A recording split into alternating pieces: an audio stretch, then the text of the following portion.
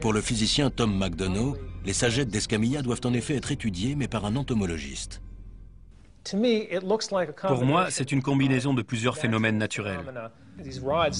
Ces sagettes ont 6 petites extensions et c'est précisément le nombre de pattes que possèdent les insectes. N'importe quel objet qui traverse les rayons du soleil est illuminé par l'arrière, ce qui produit un phénomène appelé diffraction. L'objet semble alors plus gros qu'il ne l'est en réalité. Mais Escamilla est sûr de lui. Il n'a pas pu se tromper parce qu'il filme avec une très grande vitesse d'obturation. C'est vrai que certains insectes ressemblent à des petites sagettes. Mais quand on filme au 1/10 millième, ce qui est mon cas, un insecte a la forme d'un insecte, un oiseau est un oiseau, et une sagette est une sagette. C'est aussi simple que ça. Mais alors pourquoi les sagettes apparaissent-elles floues, même avec une vitesse d'obturation de 1/10 millième? Selon Stephen Walton, professeur de physique et d'astronomie, c'est très simple. C'est un phénomène très connu. Il suffit de penser par exemple au sillage d'un avion qui, en réfractant la lumière, produit le même effet. Ce qu'on voit ici ressemble à ce qu'on appelle les turbulences tournantes. Ces gaz qui s'échappent à l'arrière d'un avion en tournoyant dans le tunnel aérodynamique. Emboîtant le pas à Escamilla, d'autres enquêteurs ont également filmé des sagettes. Mais leur nature exacte est toujours source de controverses. Depuis la première apparition des ovnis, les hommes ont cherché à percer leurs secrets et à identifier leurs origines. Pourtant, malgré plus d'un demi-siècle d'enquêtes et de débats animés, la preuve indiscutable de leur existence nous échappe encore. Or, d'après certaines personnes, cette preuve se trouverait dans les archives de l'agence spatiale américaine, la NASA. La NASA est une agence énorme. Un membre du personnel peut très bien connaître la vérité alors qu'un autre l'ignore. Au début des années 90, la NASA diffusait toutes ses émissions sur les télévisions du monde entier, en direct et 24 heures sur 24. On y voyait le lancement des fusées, les pas des astronautes dans l'espace ou bien de banales opérations de maintenance. David Sereda, écrivain, affirme que les films de la NASA regorgent de centaines d'ovnis, des globes palpitants, des objets qui volent en formation, d'autres objets qui semblent défier les lois de la physique et qui tout à coup s'évanouissent comme s'ils provenaient d'une autre dimension.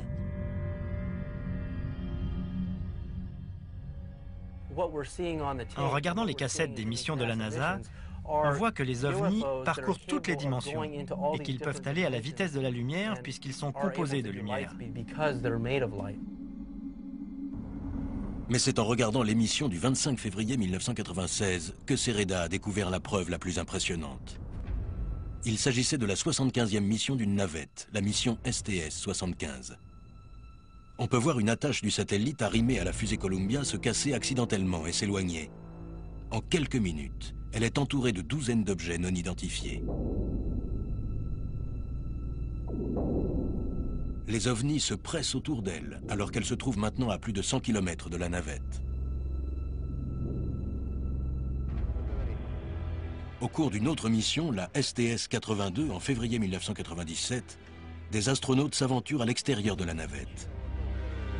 Lors d'une communication radio que David Sereda juge suspecte, les contrôleurs de la mission semblent vouloir alerter les astronautes sur la présence d'un objet non identifié flottant près d'eux.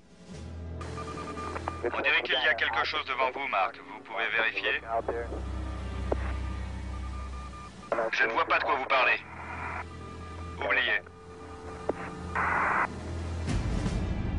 Voulant savoir comment la NASA explique la présence de l'OVNI, Sereda contacte l'agence spatiale afin de la questionner au sujet des enregistrements vidéo.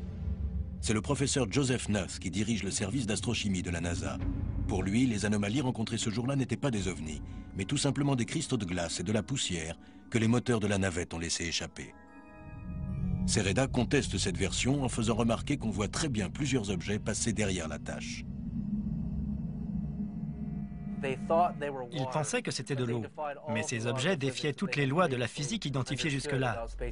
Donc la NASA reconnaissait qu'il y avait des phénomènes inexpliqués dans l'espace. Si ce sont des cristaux de glace, dit-il, en comparaison de la tache du satellite qui se trouve assez éloignée, ces cristaux seraient véritablement énormes. Les arguments de la NASA n'étaient pas cohérents. En faisant des essais d'optique avec une caméra numérique, J'ai tout de suite compris que quelque chose de bizarre se passait lors de ces missions, et j'ai voulu en savoir plus. En 1999, Sereda dépose une requête au nom de la liberté d'information afin d'obtenir de la documentation sur les missions de la navette spatiale. Les dossiers qu'on lui communique ont été censurés et il n'y apprend rien de nouveau. Et peu après, la NASA arrête les retransmissions télévisées en direct de l'espace. Quelqu'un à la NASA connaît la vérité, et je pense qu'elle doit être divulguée. Les scientifiques qui ont étudié les enregistrements vidéo ne sont pas convaincus. À leurs yeux, il n'y a aucune preuve de l'existence d'OVNI et ils ne leur trouvent rien d'inhabituel. Les gens ne se rendent pas compte, mais les navettes spatiales sont sales. Elles produisent des quantités de gaz, de liquide. Il est très fréquent que des objets volent autour d'une navette. De plus, les étranges mouvements que l'on voit sur ces images peuvent s'expliquer par les propulseurs de fusées en feu. Et soudain, une particule va prendre une direction inattendue. Des personnes non informées pourraient croire que ce sont des ovnis. Mais je n'ai jamais entendu parler d'astronautes à bord d'une navette qui auraient rencontré des objets non identifiés. Ce qui peut déstabiliser même le plus averti des astronautes, c'est le manque de repères dans l'espace. On ne peut pas estimer les distances comme on est habitué à le faire sur Terre. Et même sur Terre, on se laisse parfois abuser en voyant un objet plus loin qu'il ne l'est vraiment. Donc ces objets qu'on voit sur les vidéos peuvent en fait être très près de la navette. Mais Sereda n'est pas le seul à penser que le gouvernement américain cache la vérité. Récemment, d'autres voix se sont jointes à la sienne pour demander la révélation complète des informations. Nous sommes ici pour dévoiler la vérité sur un sujet qui a été ridiculisé, dont on a douté et qu'on a trop souvent nié depuis au moins 50 ans. Les hommes et les femmes présents sur cette estrade peuvent prouver et prouveront que nous ne sommes pas seuls dans l'univers. En mai 2001, Stephen Greer, médecin urgentiste, s'est reconverti dans la recherche sur les ovnis et a initié le projet de révélation, un lobby destiné à faire pression sur le gouvernement pour qu'il dévoile au public ce qu'il sait sur les ovnis. On a une confirmation par radar aérien de certains de ces signalements. On peut voir la couronne de déchargement. Ils ont commencé à tourner en cercle et puis ils ont disparu. Ce matin-là, on a perdu 6 à 8 armes. Les ovnis ont été vus près des silos et les missiles ont été désactivés. Stephen Greer a réussi à réunir près de 500 personnes. La plupart sont des militaires à la retraite ou des membres de la CIA, des contrôleurs aériens ou encore des professionnels de l'aviation, qui affirment avoir assisté à un phénomène non identifié. Ils sont prêts à témoigner sous serment devant le Congrès. Beaucoup sont convaincus qu'il est impossible de trouver une explication d'origine terrestre au phénomène qu'ils ont vu. Apparemment, une grande partie de la population américaine est d'accord avec eux. D'après un récent sondage, 49% avouent croire que les extraterrestres nous rendent visite sur Terre. Pourtant, les scientifiques qui étudient les étoiles sont d'avis contraire. Ils reconnaissent que l'intelligence peut être répandue dans tout l'univers, mais la probabilité que ces formes d'intelligence vivante viennent sur Terre est infime. Je pense qu'il existe une vie cosmique, sinon je ne serais pas là. On ne fait pas ce métier si on n'y croit pas. Si on avait la moindre preuve, des milliers de chercheurs universitaires se pencheraient sur le problème. Or, il n'y en a aucun. La découverte d'une forme d'intelligence extraterrestre pourrait bien être le bouleversement du monde le plus extraordinaire qu'il nous serait donné de vivre. Et c'est tout à fait possible. Tout ce que nous savons au sujet de la vie sur Terre indique que la vie est non seulement possible ailleurs, mais qu'elle peut s'épanouir si les conditions s'y prêtent. Reste à trouver des preuves formelles. Et à l'ère de la technologie numérique, ça risque d'être plus difficile que jamais.